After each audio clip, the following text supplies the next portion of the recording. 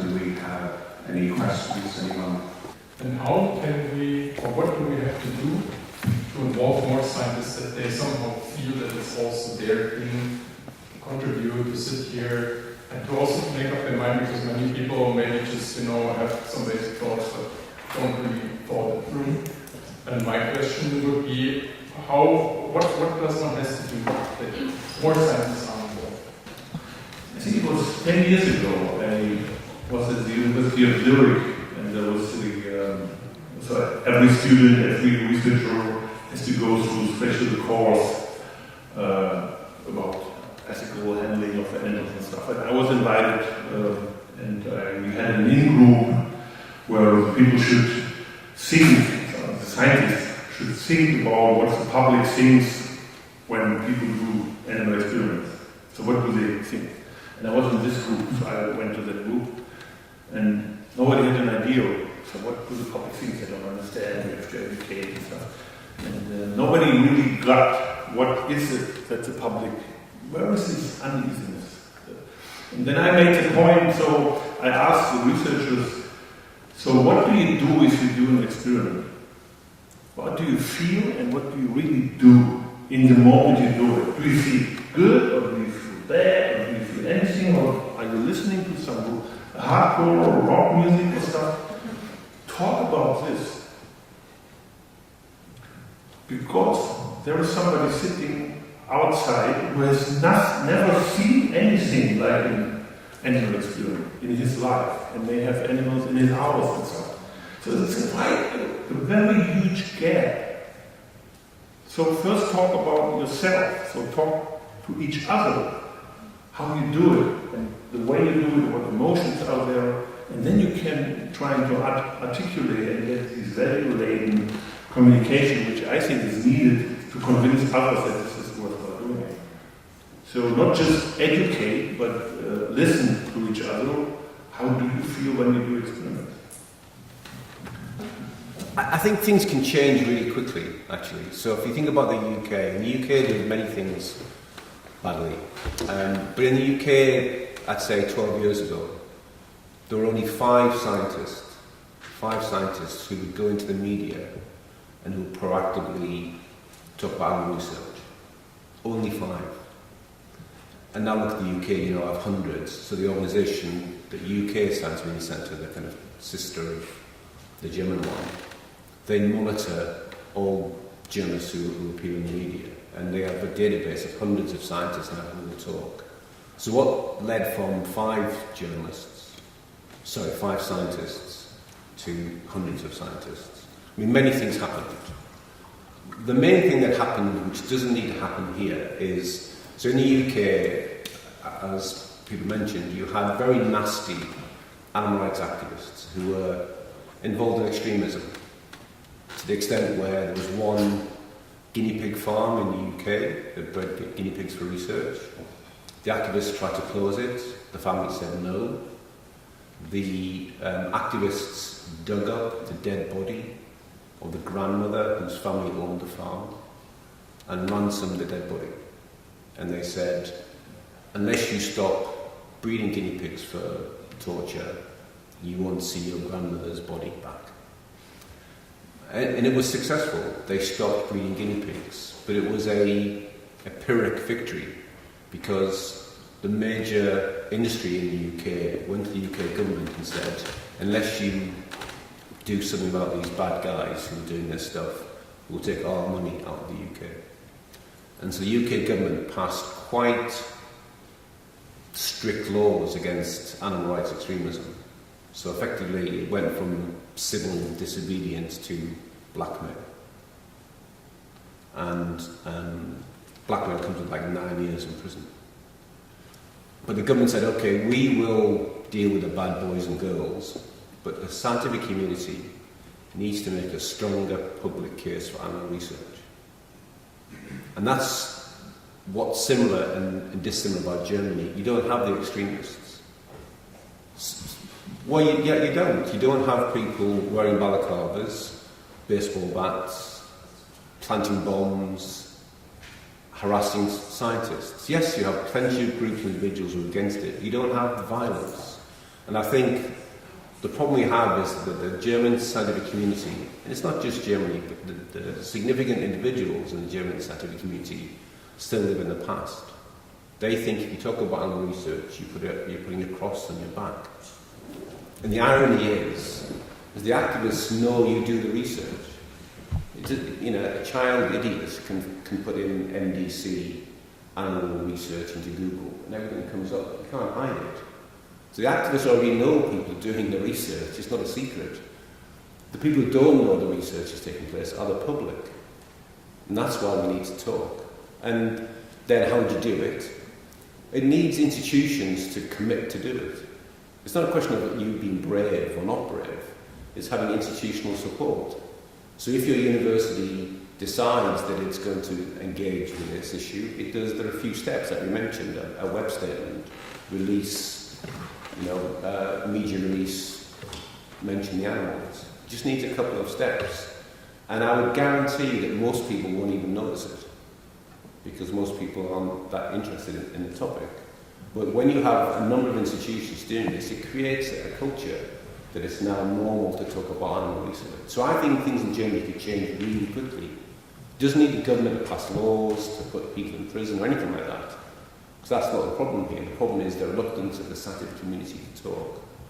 And if we can shift that, I think public opinion will change quite quickly. You need to start really slowly. And as Kirk has mentioned before, it's usually starting in your own institute, bringing groups together, bringing researchers together with the animal facility. So you first talk to your own animal caretakers about what you do, explain why you do this, what they are doing for you in the animal facility. And next step is basically talking more publicly with your administrative staff, basically. You are doing people. They might not know exactly what kind of science you do, why you do this. And this is a good opportunity to test basically how you explain how you do your research. And then you go step by step, you do campus-wide, and then you have events in the city, and you're getting bigger events. And I guess everybody who's involved in this takes something home. I think it's also quite important that you get the feeling you're not alone. Many other researchers who think like me also would like to talk publicly about it. And then it will go on. Maybe I can also say something as a scientist. I think one of the real problems that we have is time. So we have to write advanced papers, teach, whatever, write reports, and then you have a safety administration, and everybody thinks they are so important. And it's also important to talk about animal experiments, but I mean, there's just so much you can do, and in the end, all that counts is your publication. And so I think it's also a little bit about the attitude. So if this was appreciated more, and if it was kind of, if the institutions would value people who stand up and say, I'm willing to communicate and I have a skill there, I think that it needs also a mental change in it, but we also have to be realistic about how much we can achieve. But then again, I also think I was afraid of talking here and it's going to be a podcast and somebody's going to single me out and so on. But I think it's also satisfying in a way because we always complain. We say the regulation is getting stricter, everything is horrible. And so I think at least it's nice if you start doing something. So that's the other side, I guess. Now my turn as a communicator. I think first of all you have to differ. For example, if you work at an, as I said, my first words, if you work at an institute which doesn't communicate at all, first of all, it's much more difficult for you to do something because you don't have you don't have a framework, so to speak, to do something. But on the other side, an institute as the MDC is also a good example because as we found out, we communicate, we do something, but nevertheless we don't have 200 people sitting here and joining the discussion, but just 50 or something like that, which is good, but not enough. So my personal feeling is that once you have once you feel under threat, once you have something happens, for example, as with this Heart of Stone thing, this campaign, suddenly people are there. Suddenly it works somehow. Okay, you need a framework, you need something, but then people are there. But if you don't feel under crisis or something, then okay, it's just normal. You have the work you have to do, as you said. And I think this is good thing. Why should I do something? Because this is just, a normal situation. And it's really difficult to get out of it, because the conclusion would be you need to have more pressure to do something, which is not the best solution, I think. Yeah, I'll just add something as well. I think obviously from the EARA point of view, we're encouraging institutions to be more open, and we can give them the tools to do that. But what you find sometimes is there will be blockages within an institution, a university. So it could be some senior management figures, it could be the communications department.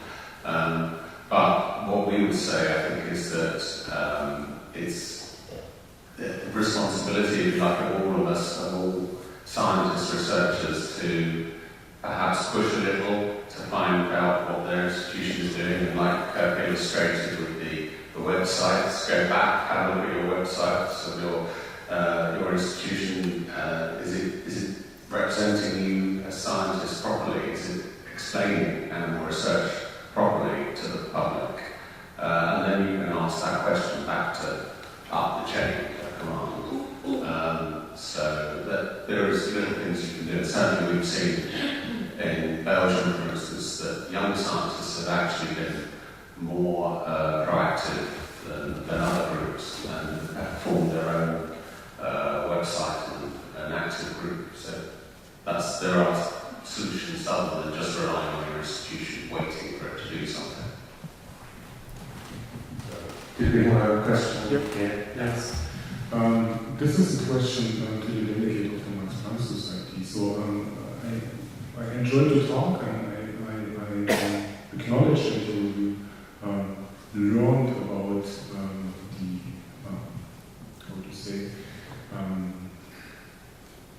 media coverage of your institute in Tübingen. But the question I have for you is, so you have set up a white paper, and you also have set up an e-learning platform for the people. But I would say, okay, each scientist is training its person, whether you have an e-learning or not. So I would assume that the people are trained in doing research.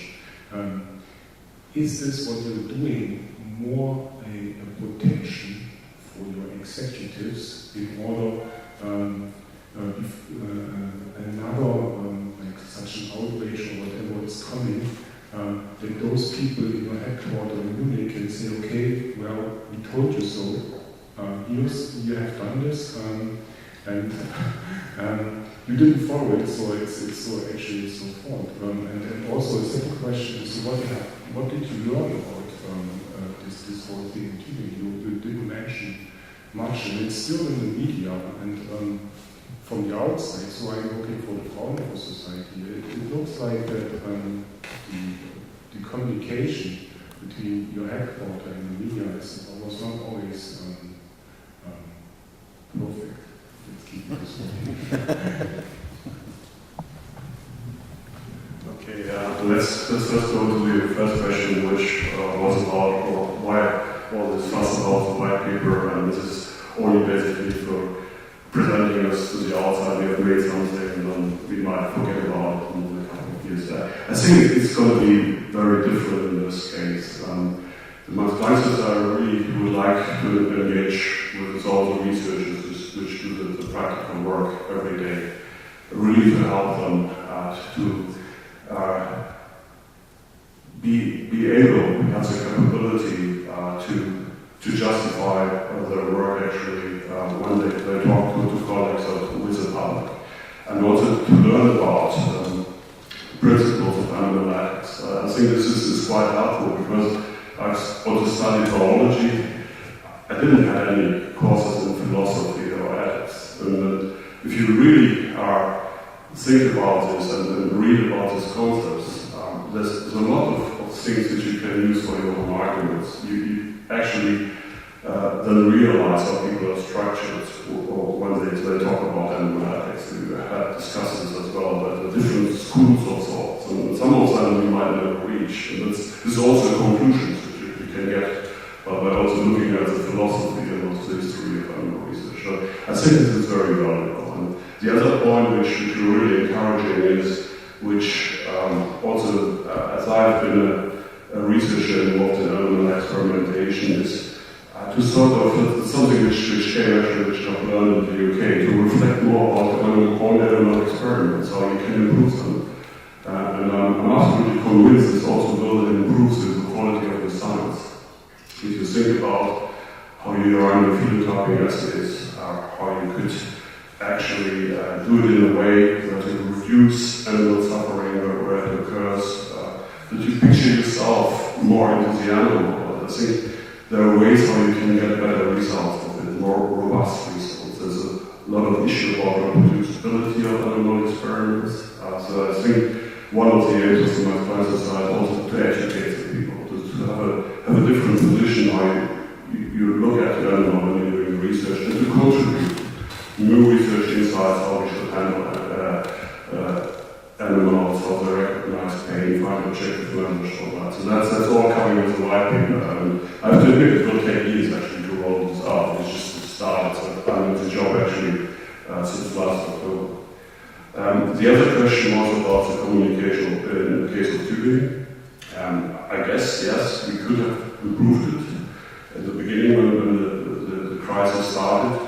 I hope we're getting better now. There are quite a lot of still articles there. There's criticism coming out of tubing as well, which we address. We found new ways actually of communicating with the people in tubing. It's a Max-Planck Institute that most frequently visit, and quite often actually there, trying to help the scientists there. And I hope instantly that we will improve over time and find new ways. There was actually, when I was in the UK, also a crisis there, which was at the Delbrück college, quite a similar sort of thing. There was also in Charité, basically taking pictures, videos, putting them out, and the university there actually was very open to deal with that. They had a commission actually who looked at things which went wrong, looked at communication strategies, structures of the indoor facility. They put it all on the website, and this was communicated and also every university within England, so that they looked at this and they had their own ethical boards to discuss the cases in the EARA, and it was turning out into something very positive. So I think in the mid and long term, I hope actually this is going to happen in England as well. The one thing is that the Scientific Center in the UK put out statements from 5 researchers who actually do non-private research on exactly that story, where the Max Planck Center in Germany at first didn't talk much about that thing more this way. And I think it was good that they did, because at that time, even in the UK, people wanted to know what happens there. And what do qualified researchers say about what they saw on the video, and try to explain what it could be. And they did. And they did speak out. And I think it's good to speak out in such a situation. As you said, the pictures are usually very dramatic when you see when these people are going into this film surgery without comment. And at the end, the accusations they had with the head of the institute, so there's not much left over about it, right? So when we talk now about communicating more animal experiments, there must be also a strategy where you protect the researchers who are doing this, because there are a lot of accusations in the dramatic pictures, and at the end, usually this disappears, most of it. I did one small thing left for this institute had, but the rest just disappeared. So there must be some sort of strategy from the societies. I mean, Max Planck, you had now you hit the ground. I think also the Max Delbrück Center had a history with the media before they decided to openly discuss this stuff, right? So I know that Fraunhofer didn't have this, and I think at the moment they all have the opinion that it's not needed, but you never know. Maybe one day they will have also such a scandal, and then it would be good to have such things in place. And when you engage these societies, not only go to the Planck societies, you go to all the research societies, and maybe also the university medicine, so all would do the animal research in order to protect them at the end, the researchers who are doing the research. I mean, when the Max Planck, I mean, Andreas I can say a few things about Max Planck as well. But, you know, if you take under the film of the Max Planck Society, that individual could have produced, he'd been there like 7 months, I think, inside the facility. So in theory, he could produce 70,000 hours of film. You know, he produces a 7-minute film, which is cut and paste, obviously, for their story. And you could say, you know, if he saw animals in distress, he should report it rather than film it. So there's lots of things one could say. But in terms of responding to it, I think you're right, and I think the Max Planck paid a bit of a price because historically the Max Planck did not want to be proactive about communicating with animal research. And so it had nothing really prepared to deal with this kind of crisis. And also, which I can say and Andreas can't say, the Max Planck's a difficult organisation. You know, you have 84 centres, and if you are the director of the Max Planck Institute, to some extent you're the king or queen of your domain. You know, so it's very difficult for the centre to tell the Max Planck Institute what to do. So it's a difficult institution, number one. The issue itself is complicated, and thirdly, they didn't make their life easy for themselves. So it was a 4-day period until they were able to kind of comment on it. And if I'm right, when they did try to comment on it, the only film that the Max Planck had was the activist film. So somebody's trying to justify why these experiments and research and explaining it, and the film running behind them on during TV is the activist's film. So there were some basic mistakes, as Andreas says, they won't make again. And every institute needs to have a crisis situation prepared, because, I said in my talk, these infiltrations are very rare, but if they happen, as you say, Jeremy, it's a shitstorm, you know, an absolute shitstorm, and you need to be prepared for it, because the price you pay for not being prepared is much worse than the time it takes now to prepare something. That's what the decision makers in your institution need to know. It might take 1,000 euros, it might take 80 hours of time, but my God, it will save you the problems you're going to get down the road. Once something happens and you have to react, this is very often the point when people come out with a strategy, whatever strategy it is. Either it is communicating or hiding it. But then something happens. But when I started at NBC, it was when this whole the demonstration started. So there was nothing in place. So we didn't have the websites, we didn't have a strategy, we didn't have any papers, we didn't know which scientists to contact, we didn't have contacts internally with the animal welfare people or the people working in the animal facilities. So all of a sudden you have to build everything, and this takes a lot of time. And so this is why it would be better to do something before. Let's start with the strategy question, following up the discussion. Now we're building institutions that have limited access even to the hallway. We're building animal facilities that are guided with, protected with the walls. And this has a reason. But we also have a lot of areas where people cannot just come in because of safety regulations, or they have to be specifically trained for that. once you apply for a grant or once you start an institution, you have to, for example, state gender non-biased application of scientists or something like. So there are certain regulations of what you have to do before you start an institution. Wouldn't it be also logical to introduce some sort of a criteria for starting an institution or a big lab, so that people also start some sort of a welcoming area for general public, where you don't have a PDF on the website somewhere hidden, but you have a specific installation or an example of what has been done in this institution, openly available for general public. And another comment I have as a scientist is that exactly we have so many things we have to do, and I'm not complaining about it, but I'm a big fan of people, like professional people doing their job. There are a lot of people who are doing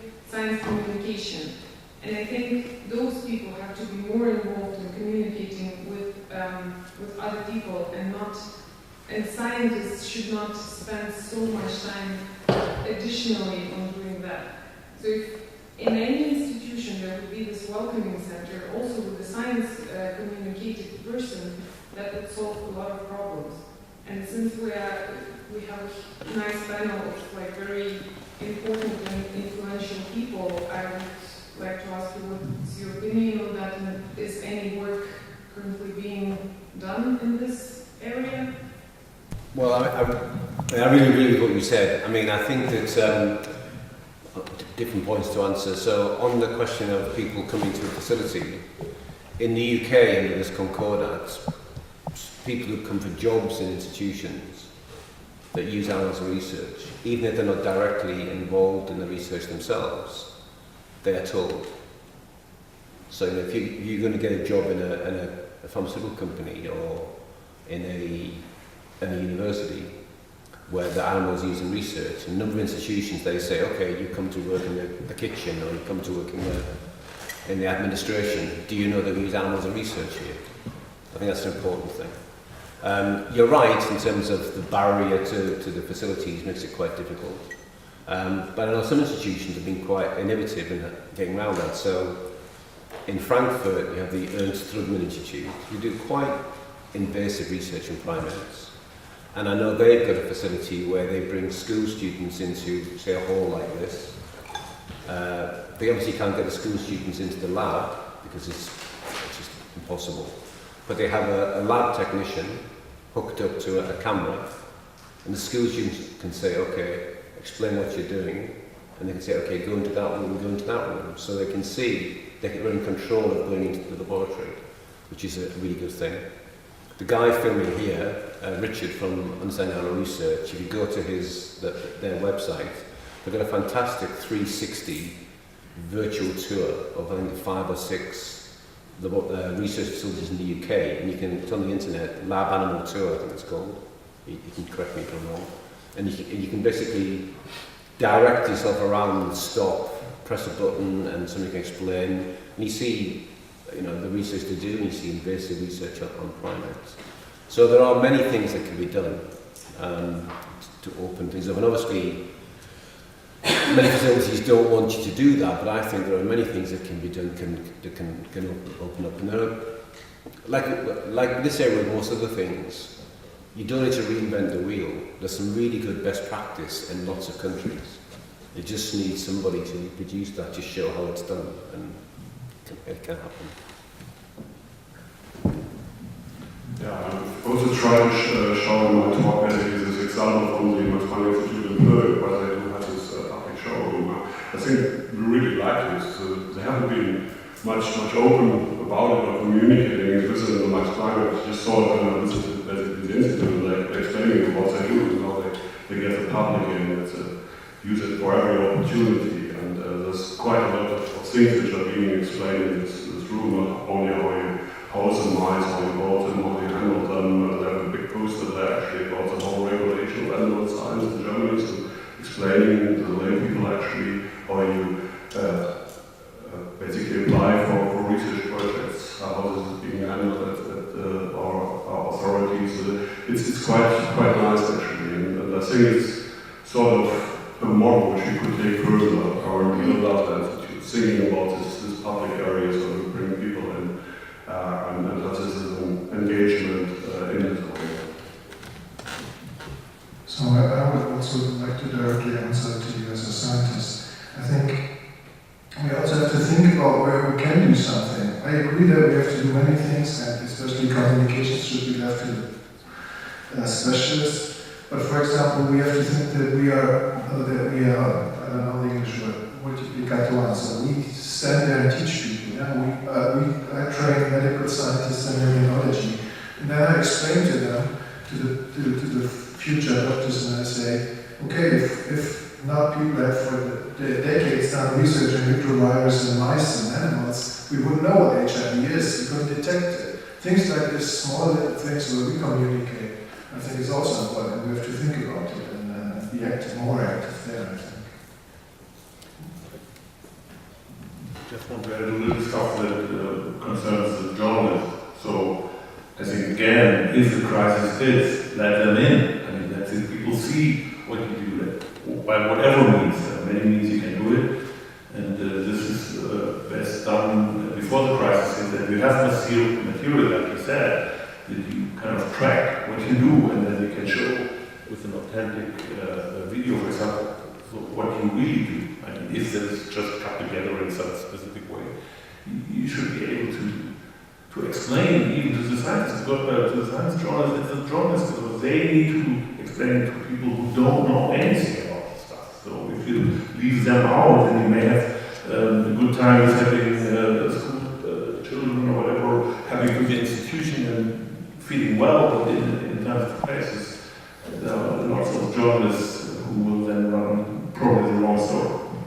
I did want to say one point. In the first talk we have heard from Mr. Leech that in the last 8 or 10 years, the frequency of attacks or insults and so dropped down, and it became less violent, the kind of discourse. But then on the other hand, we saw this figure that the probability of animals being taken in research and also the morality or the common perception of it being moral also changed by the time, and more or less those 2 points are in different directions. So what is your explanations in this thing of, on the one hand we have less aggression, on the other hand we have the public discourse being changed to a more critical and more anti-animalist point?